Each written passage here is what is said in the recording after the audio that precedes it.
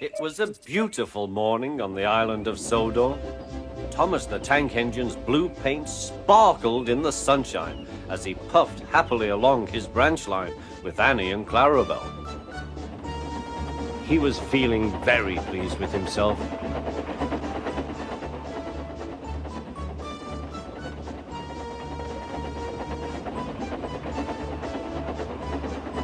"Hello, Thomas," whistled Percy. "You look splendid."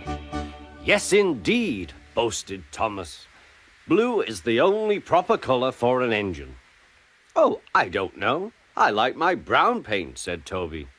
"I've always been green. I wouldn't want to be any other color either," added Percy.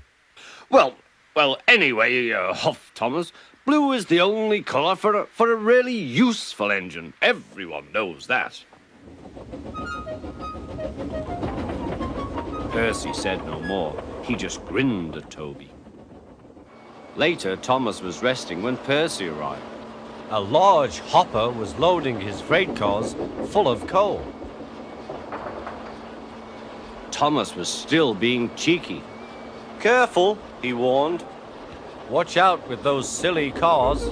Go on, muttered the cars.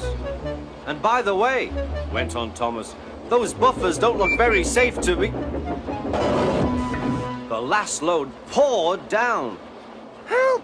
Help!" cried Thomas. "Get me out!" Percy was worried, but he couldn't help laughing.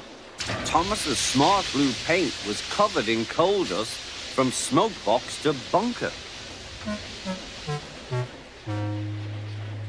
"Ha ha!" chuckled Percy. "You don't look really useful now, Thomas. You look really disgraceful." "I'm not disgraceful," choked Thomas. "You did that on purpose. Get me out."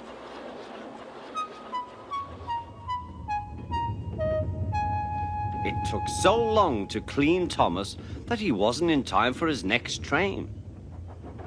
Toby had to take Annie and Clarabelle. "Poor Thomas," whispered Annie to Clarabelle. They were most upset.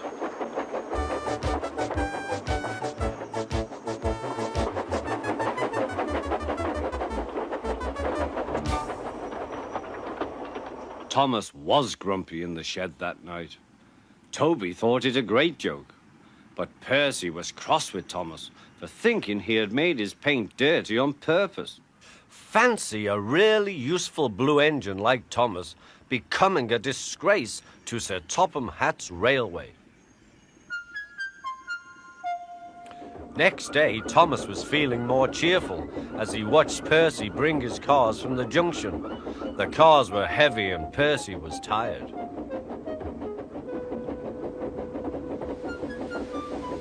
"Have a drink," said his driver, "then you'll feel better." The water column stood at the end of the siding with the unsafe buffers. Suddenly, Percy found that he couldn't stop. The buffers didn't stop him either. "Oh!" wailed Percy. "Help!" The buffers were broken and Percy was wheel-deep in coal. It was time for Thomas to leave. He had seen everything. "Now Percy has learned his lesson too," he chuckled to himself.